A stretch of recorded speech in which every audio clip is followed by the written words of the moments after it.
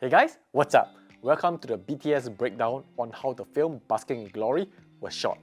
In this video, I'll be going through the equipment used to film this project and some of the thoughts that went through my head as I was filming it.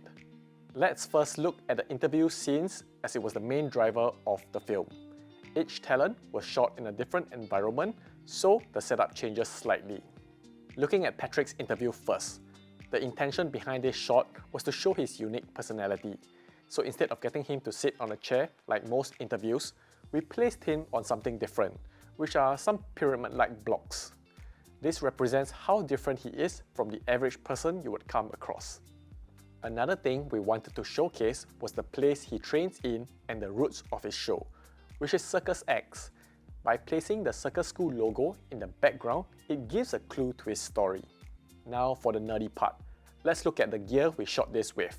For my A camera, I went with the FX6 simply for its amazing image quality in a very portable form factor. One of the main reasons for using this camera was so I can power my boom mic with phantom power from the handle and have the audio feed directly into the camera so I don't have to sync it up in post. It is also great that it has multiple audio channels so I can feed a backup lapel mic into the camera as well. For my lens choice, I went with the 24-70 G Master Mark II. I wanted to use the 50mm GM Prime, but I stuck to the zoom lens for its convenience, so I could very easily reframe my shot if I wanted to.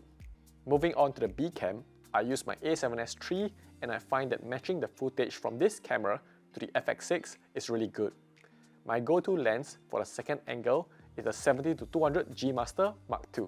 I love how up close and personal I can get with this focal length without invading the talent's personal space. Moving on to lights, I went with a simple 2-point lighting setup. I've got the Amaran 300C with the Light Dome Mark III as my key light, and for my backlight, I've got the Amaran 22X on a boom arm over the talent. Audio-wise, I used the MKH 416 for my main source of audio and the Rode Wireless Pro as my backup. After the interview was done, we just quickly captured some B-roll with the same setup. I was shooting primarily with the FX6 with the 24-70 handheld using the Easy Rig. The good thing about the FX6 is that it is light enough to comfortably use it handheld when you want to be nimble. Moving on to the next interview, we have Widya. The location we chose to film in was a recording studio as it best represented her dreams. I particularly liked the B-cam shot where we had the lights from the recording equipment create bokeh. It wasn't a coincidence, by the way. I had the lights switched on intentionally just to get this effect. On top of that, I used the P60C to add a splash of color onto the background as well. Equipment-wise, it is very similar to the previous setup. Exactly the same A-cam setup, same lights and same audio. The only difference for this shot was the B-cam. As you can see, we were working in a very tight space, and the 70-200 was too much for this.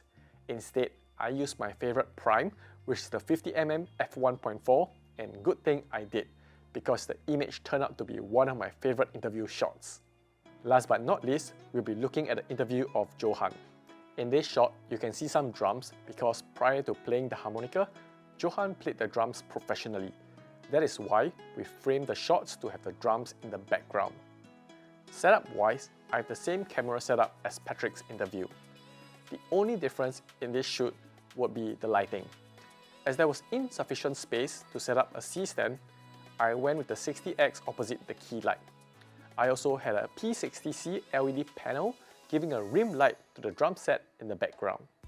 That is pretty much how all the interviews were filmed.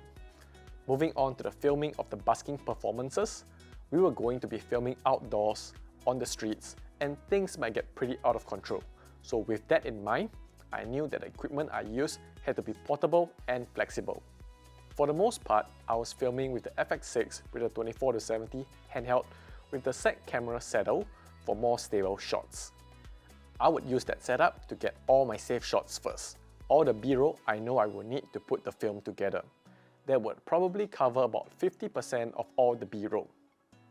Once I have what I need, I will switch over to the 70-200. This lens is also pretty essential in getting the key shots. It's really good for capturing detailed shots and for getting emotions and reactions without getting into someone else's personal space and ruining the moment. This would probably be 30% of all the B-roll.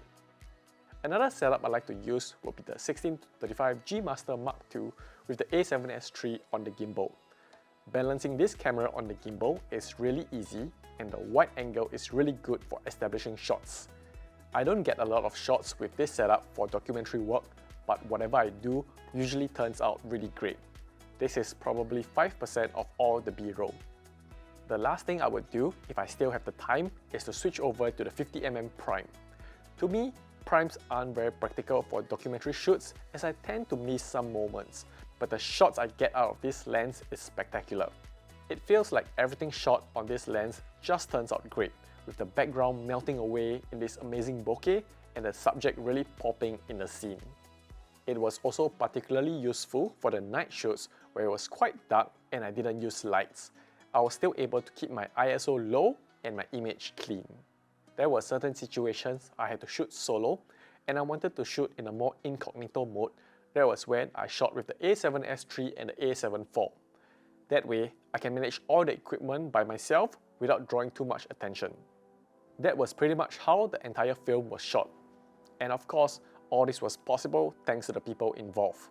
We have the talents, Johan, Widya and Patrick, who so graciously gave their time to this project and to share their story. I also want to give a shout out to my co-producer, Phuong, who helped with the admin work, conduct the interviews, and even jump on the B-cams at times.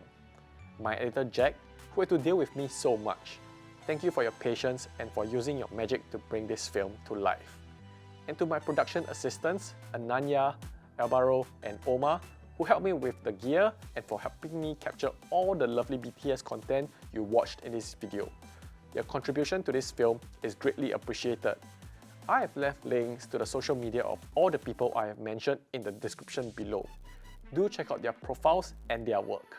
I hope you guys enjoyed this video and found the information provided useful in helping you create your next film. That's pretty much it from me. It's a wrap!